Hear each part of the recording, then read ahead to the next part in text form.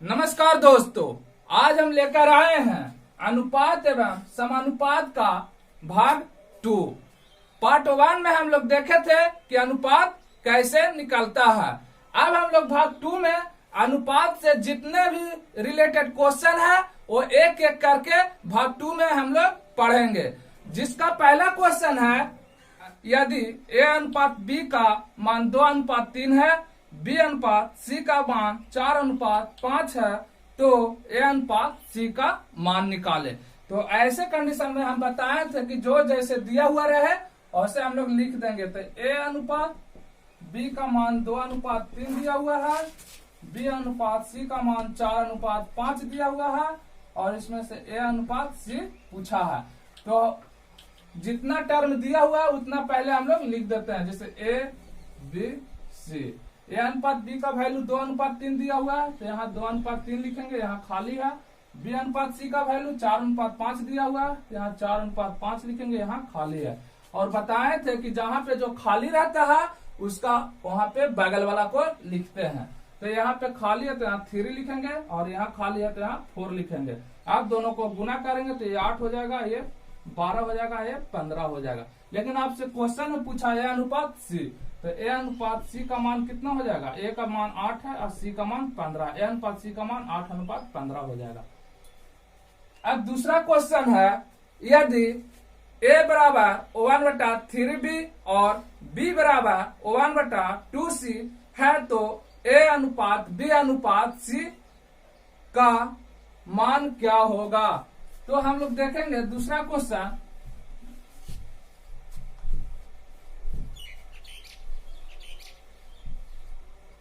दूसरे क्वेश्चन में वैल्यू दे दिया, a बराबर दे दिया 1/3b।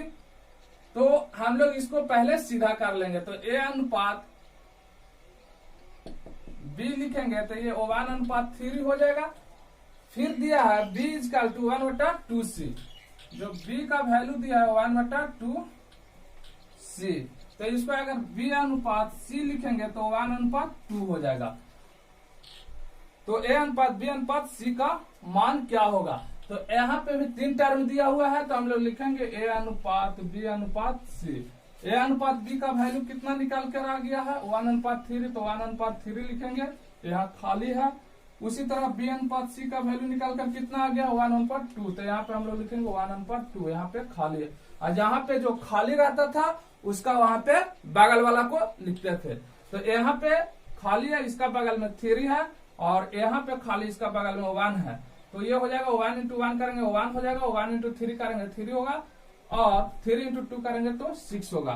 तो क्वेश्चन में पूछा है कि a अनुपात b अनुपात c का मान क्या होगा? तो 1/3/6, यही आंसर हो जाएगा। तीसरा क्वेश्चन देखेंगे।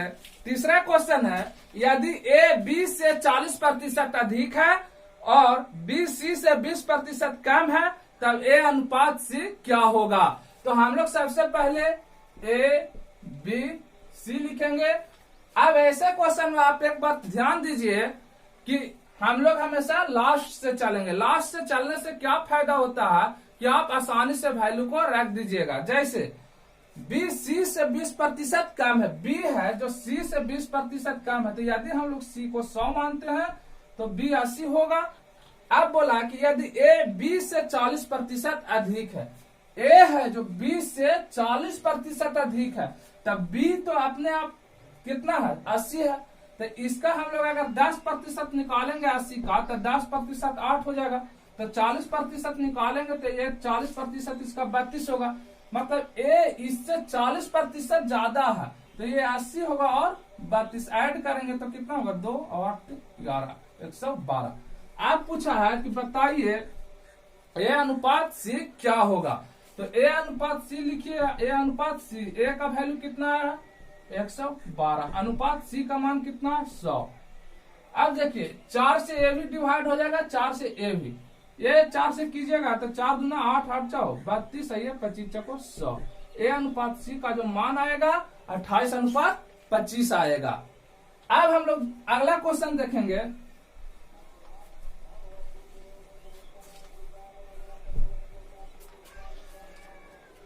अगला क्वेश्चन है, यदि x अनुपात y दिया हुआ है x अनुपात y बराबर 3:2 दिया हुआ है। तो अनुपात 2x² मान जो पूछ रहा है 2x² प्लस 3y² अनुपात 3x² माइनस 2y²। मतलब इसका अनुपात पूछ रहा है। क्वेश्चन में x अनुपात y का मान 3:2 दिया है और पूछ रहा है कि 2x² प्लस 3y² अनुपात 3x² माइनस 2y² का अनुपात क्या होगा। तो जो जहां मान दिया हुआ है उसको लिखेंगे। तो यहाँ 2 इंटू लिख सकते हैं, x का मान 3 दिया हुआ तो 3 इंटू 3 हो जाएगा, कहा कि x² है प्लस 3 है। अब y का मान दिया हुआ है कितना 2, तो 2 इंटू 2 लिखेंगे, अनुपात में है तो अनुपात लिखेंगे 3 इंटू x का मान 3 है तो 3 इंटू 3 हो जाएगा माइनस 2 इंटू y का मान 2 है तो 2 इंटू 2 हो जाएगा। अब हम लोग देखेंगे ये कितना हो जाएगा, 3 3 9 9 दूनी 18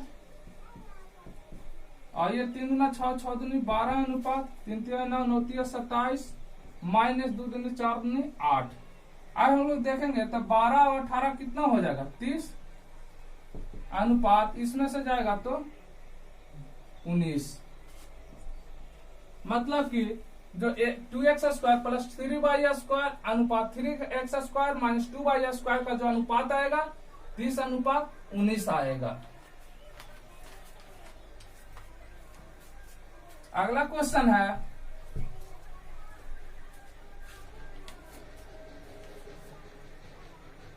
यदि a अनुपात b बराबर c अनुपात d तो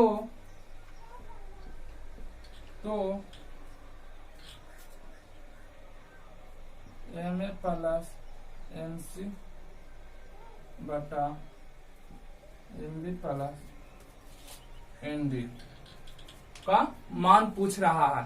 तो आप देखिए अनुपात में दिया हुआ a अनुपात b बराबर c अनुपात d दिया हुआ है। इसका मतलब हुआ कि जहां a है वो a बराबर आप c लिख सकते हैं, b बराबर आप d लिख सकते हैं। क्वेश्चन में इसका मान निकालना है तो हम लोग लिखेंगे m और a की जगह हम लोग c लिख सकते हैं तो m इंटू सी जोड़ n और c को रहने देते हैं। फिर यहाँ पे देखिए m है और इंटू b की जगह हम लोग d लिख सकते हैं तो d का जोड़ फिर हो जाएगा n इंटू डी को रहने देते हैं। अब देखिए c ऊपर कॉमन हो जाएगा तो c ऊपर अगर कॉमन लीजिएगा तो m प्लस n होगा और नीचे अगर d कॉमन लीजिएगा तो भी m प्लस n होगा। अब ये अनुपात में जो काटता है उसे हम काट देते हैं तो यहाँ पे c अनुपात d होगा। अगर ऑप्शन ये न रहे तो हम लोग अभी देखें कि a की जगह c लिखेंगे तो c की जगह a नहीं लिख सकते हैं तो हम लोग इसको c की जगह a लिखेंगे और d की जगह हम लोग b लिख सकते हैं। तो a अनुपात b भी हो सकता है या ये भी हो सकता है। दोनों में से कोई एक ऑप्शन में रहेगा तो आप देख लीजिएगा। अगला क्वेश्चन है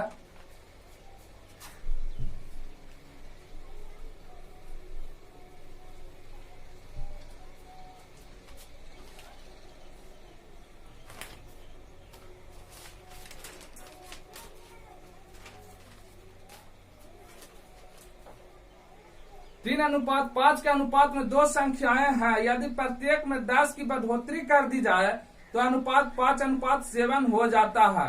दो संख्या दिया हुआ है, आप दो संख्या कोई मान लीजिए, मान लेते हैं कि जैसे a अनुपात b दो संख्या दिया हुआ है 3:5 है।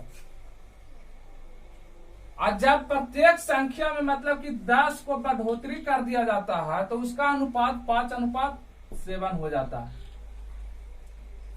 तो संख्याएं ज्ञात कीजिए। क्वेश्चन में बोला कि दो संख्याएं हैं उसका अनुपात दे दिया 3:5।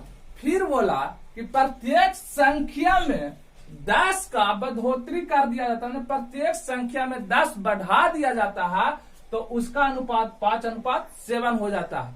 तो वे संख्याएं निकालिए, मैंने संख्या ज्ञात कीजिए। तो आप बताइए कि इसका अभी तो अंतर कुछ का होगा 2 का, इन दोनों के बीच भी 2 का अंतर होगा। यहाँ पे ध्यान दीजिएगा कि अगर हम लोग का अंतर निकाले तो सेम आ गया, सेम अगर नहीं आता तो उसको हम लोग सेम करते, क्योंकि कोई भी नंबर में सेम डिजिट जोड़िएगा या सेम डिजिट घटाइएगा तो उसका अंतर कभी चेंज नहीं होता है। तो किताब बोला कि 10 बढ़ाया गया है, हम लोग बोलेंगे तो पहले 3 था, अब कितना हो गया 5, यहाँ 5 था, यहाँ 7, मतलब कितना 2 बढ़ाया गया है। तो ये संख्याएं ज्ञात कीजिए। तो संख्या कितना के अनुपात में था 3:2।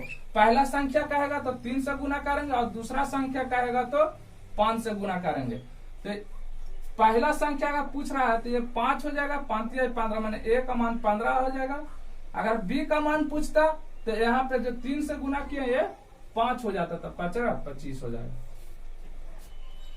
दो संख्याएं का अनुपात 5:7 है। फिर दो संख्या का अनुपात 5:7 है, अनुपात बी का जो मान है 5:7 है।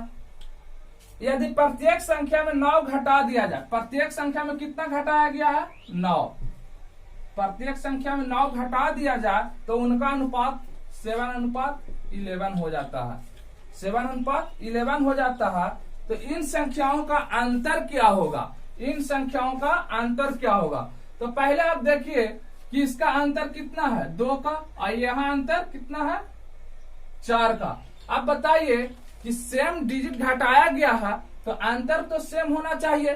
तो सेम करने के लिए इसमें हम लोग 4 से मल्टीपल करेंगे और इसमें 2 से। इसमें 4 से करेंगे तो कितना हो जाएगा 5 चौको 20, आइए 7 चौक 28। अब यहाँ 2 से करेंगे तो 7 दूना 14 हो जाएगा और 11 दूनी 22। अब देखिए ये दोनों के बीच अंतर सेम है कि नहीं। यहाँ 20 और 8 28 है और 14 और 8 22 है। अब हम लोग देखा गया है कि प्रत्येक संख्या में कितना घटाया गया था 9। हम लोग देखेंगे तो प्रत्येक संख्या में कितना घटाया गया था, पहले था 20, अब हो गया है 14, मतलब 6। यहाँ भी देख लीजिए पहले 28 था, अब हो गया है 22, मतलब 6। बोला कि दोनों संख्याओं के बीच अंतर कितना का, तो दोनों संख्या कितना है 20 और 28। तो दोनों संख्याओं के बीच अंतर कितना का है तो 8 का। तो 8 से हम लोग गुना कर देंगे तो ये हो जाएगा 4 दूना 8, 3 दूना 6, 3 तिहाई 9, माने दोनों संख्याओं के बीच का अंतर जो होगा ये 12 का होगा, 12 का होगा। अगला क्वेश्चन है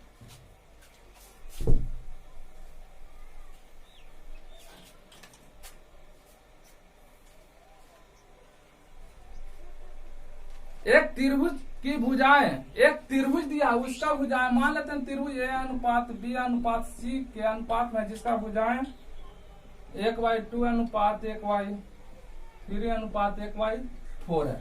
अब यदि अनुपात में बटा में मिलता है तो इसको हम लोग सिंपल फॉर्म में चेंज करेंगे। सिंपल फॉर्म में कैसे चेंज करेंगे, ये तीनों का एलसीएम लेंगे, तीनों का एलसीएम लेंगे तो कितना आएगा 12, उससे हम लोग गुना कर देंगे। तो अब जो ए अनुपात बी अनुपात सी का जो मान आएगा इसमें 12 से गुना करेंगे 6 आएगा, इसमें 12 से गुना करेंगे 4 आएगा, इसमें 12 से गुना करेंगे तो 3 आएगा। और यदि त्रिभुज का परिमाप 52 सेंटीमीटर दिया हुआ है, किताब में जो त्रिभुज का परिमाप दिया हुआ है 52 सेंटीमीटर दिया हुआ है। त्रिभुज का परिमाप होता क्या है कि तीनों भुजाओं का योग।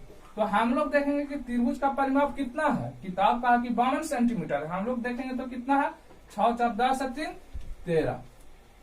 पूछा क्या इसमें, तो सबसे छोटी भुजा कितनी लंबी होगी, माने सबसे छोटा भुजा की लंबाई पूछ रहा है। तो सबसे छोटा भुजा इसमें कितना है 3 है, तो सबसे छोटा भुजा 3, तो 13 × 52 और 4 12, सबसे छोटा भुजा की लंबाई 12 सेंटीमीटर होगा। अगला क्वेश्चन है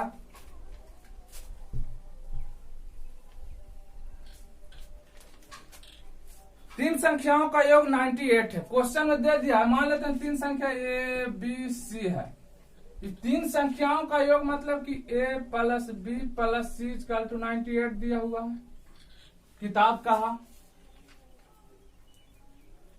और यदि पहली और दूसरी संख्याओं में 2:3 का मतलब कि a अनुपात जो b दिया हुआ है 2:3 दिया हुआ है, तथा दूसरी और तीसरी संख्या में 5:8 का है, मतलब b अनुपात c जो दिया हुआ है 5:8 दिया हुआ।